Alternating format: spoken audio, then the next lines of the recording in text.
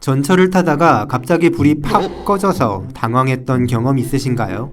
대표적으로 1호선에서 남영과 서울역 사이, 회기역과 청량리 사이, 그리고 4호선에서 선바위와 남태령을 지날 때 불이 꺼집니다.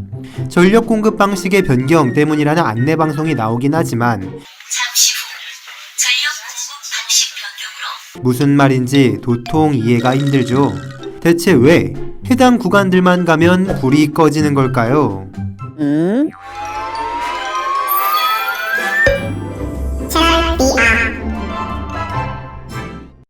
특정 구간에서 불이 꺼지는 이유를 더 쉽게 이해하기 위해서는 전철의 역사를 알아보면 더 좋습니다.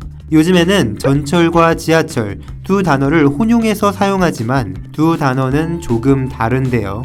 당연히 처음에는 전철과 지하철이 없었고 지상을 달리던 기차만 존재했습니다.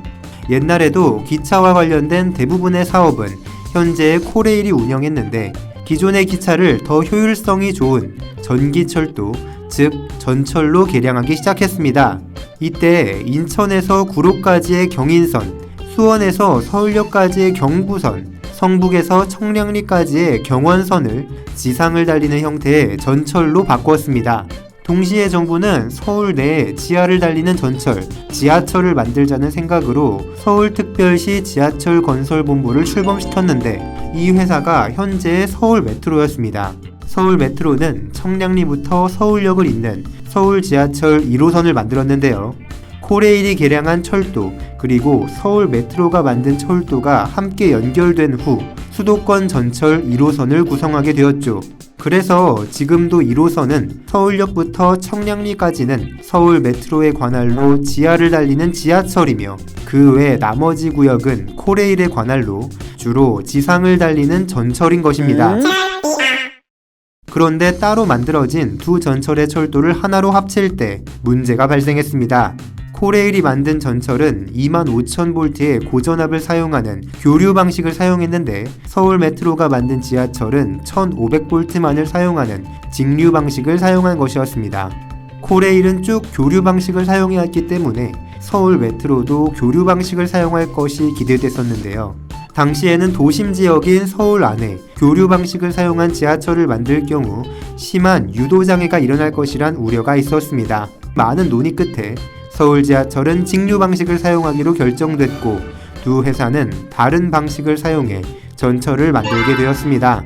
그래서 1호선 전철은 코레일이 관할하는 부분에서 서울메트로가 관할하는 부분으로 이동할 때 전체의 전기를 잠깐 껐다가 그 방식을 바꿔주는데 이때 전철이 깜깜해지는 것입니다. 이 현상은 4호선에서도 마찬가지로 발생하는데요.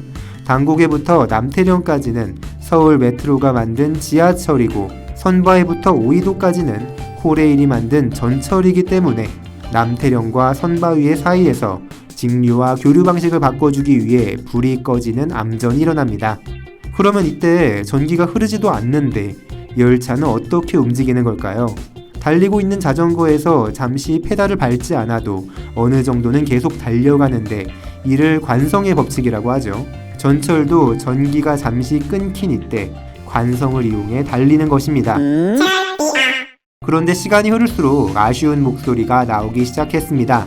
직류와 교류의 상황에서 모두 쓸 수 있는 전철을 도입하느라 비용이 추가로 들었으며 기존에 사용하던 직류 교류 중 하나만 사용 가능한 전철은 사용이 제한되어 사당행, 청량리행 등 더 짧은 구간만 제한적으로 사용하게 되었습니다.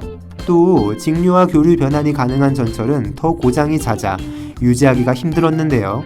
기관사가 능숙하게 스위치 전환을 해주지 못하면 심각한 고장으로 이어지곤 했습니다. 지금은 자동 전환 기술이 워낙 발달되어 사정이 나아졌지만 그래도 전력 공급 방식의 변화를 자주 줘야 하는 1호선, 4호선은 오늘날에도 고장이 가장 많이 일어납니다. 오늘의 결론, 수도권 전철은 운영하는 회사가 여럿 있는데 특히 코레일과 서울메트로가 운영하는 구간이 나뉠 때 불이 잠시 꺼진다.